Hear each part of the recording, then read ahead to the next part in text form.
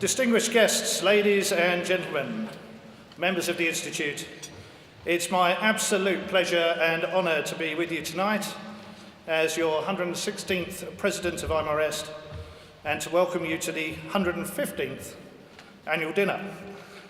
I was at the Scottish branch dinner only a little while ago, and at the point where I came on, I was 2 speeches away between them and the bar, so it was definitely a case of get on with it, Dorey. This evening, coming on first, I'm sort of between you, some awards, and your food. So again, I think the answer is get on with it, Dorey, so I'll do my best. But I'm pleased to note that as I take over as your president, we do so at a key and exciting time for the Institute. 2017 marked the end of the Institute's first 5-year corporate plan, under which a lot of progress was made. But there is always more to do, and our collective focus now has shifted from developing a strong foundation for the Institute to expanding our activity. Our next 5 years will be directed by 3 main goals. Firstly, to promote professionalism and technical leadership. Secondly, to support the development and sustainability of the maritime sector. And thirdly, to be a high-performing organisation delivering strong value for its members. But professionalism and professional development is both vital to the 21st century marine sector, but also to the individual 21st century marine professional.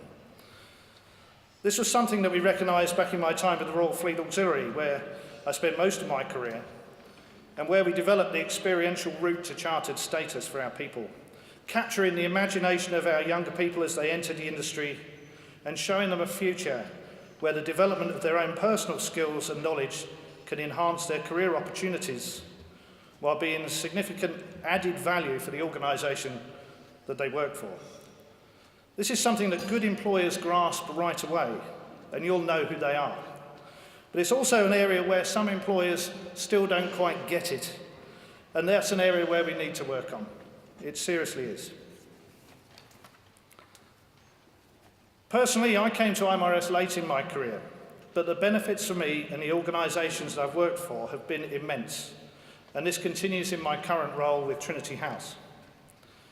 Trinity House, in a presentation I did yesterday, I mentioned as a hotbed of undiscovered innovation. It really is. In such a small area, in such a niche sort of market, there is so much innovation going on in that industry. It's fantastic. And I sort of describe Trinity House as just like an iconic lighthouse. It's an iconic, listed, often historic building on sites of special scientific interest. But actually, under the skin of it, behind the brick of it, behind that facade is the latest cutting-edge technology.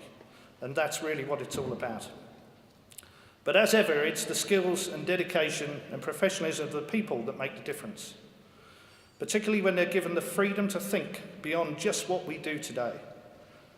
And it's also that network of people that can be the inspiration of new ideas.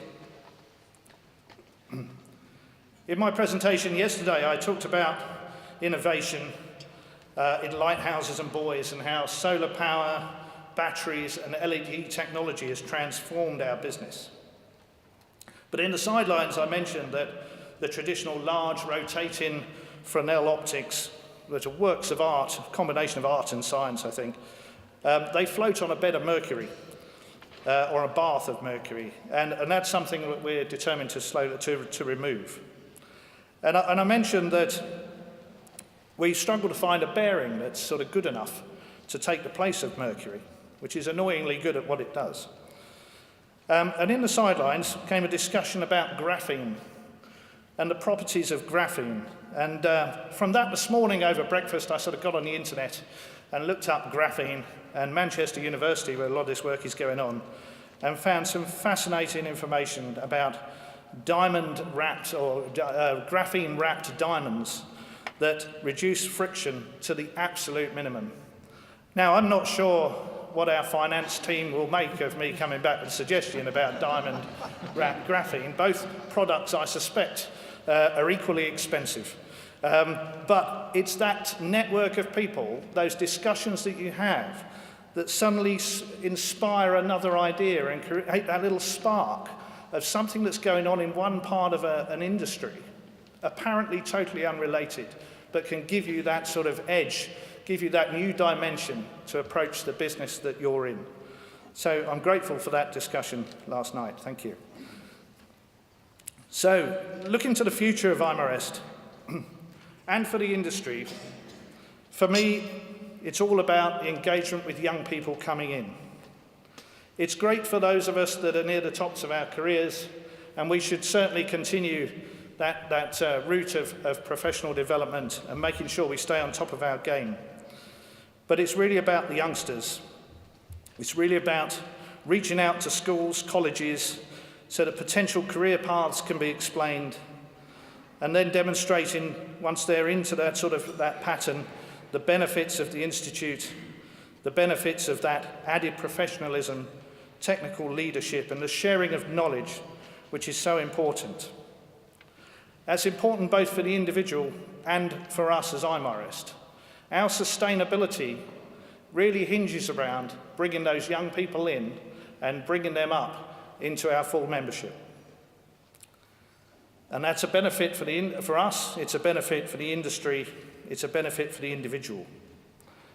And really, I don't believe we as individuals can rest comfortably until we've known that we have done everything we can to make them the best that they can be. Initiatives within IMarEST that support this are things like See Your Vision, which supports promotion of STEM and marine careers to school-aged children.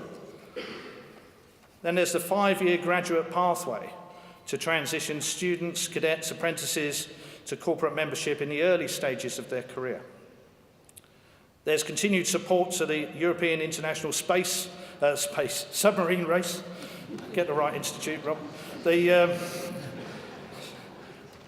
And there's IMarEST Echo, which has been recently introduced for recording your CPD, but provides you opportunities within that as well.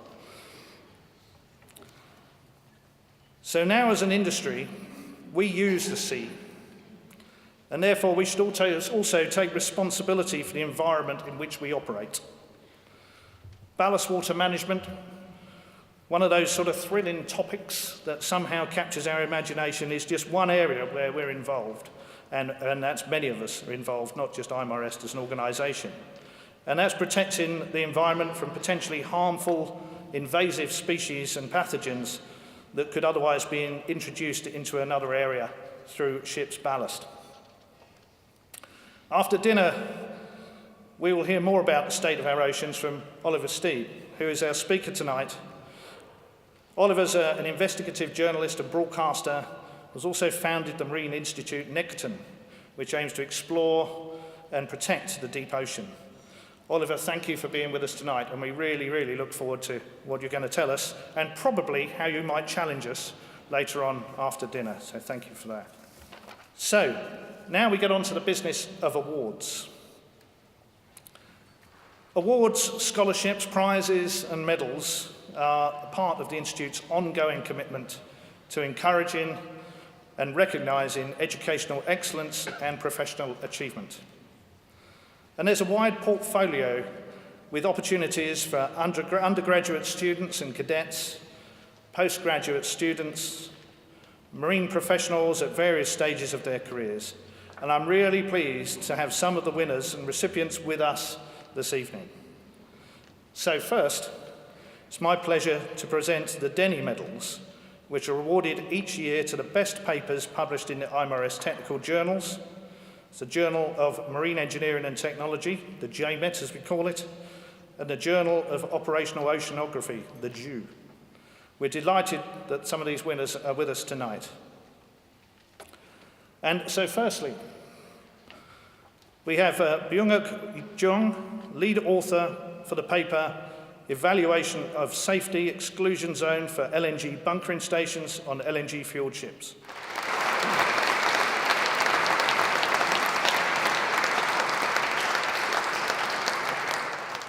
Next we have George Galanis and Peter Chu from the team that produced the paper Operational Atmospheric and Wave Modelling in California's Coastline and Offshore Areas with applications to wave energy monitoring and assessment. That sounds like the sort of project I would have liked to have been involved in, actually. Please, George and Peter, come up to receive your awards.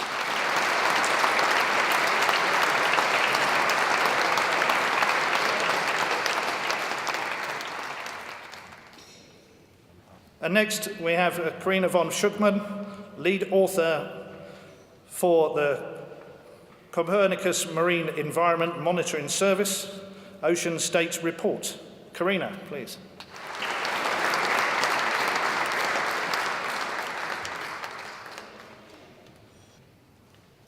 I'm pleased now to present the IMarEST Outstanding Student Achievement Award to Mark Crooks of the MLA College for work undertaken in association with his postgraduate diploma in advanced hydrography for professionals. Mark.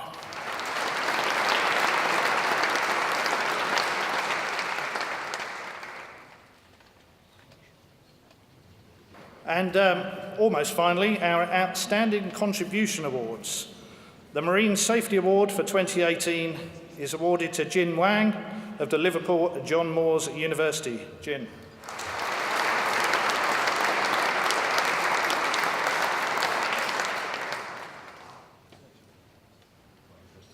And we have the Marine Educational Award for 2018 sponsored by KVH Videotel, and that's awarded to Newcastle University, Singapore, and Dr. Ivan Tam will receive that award on their behalf.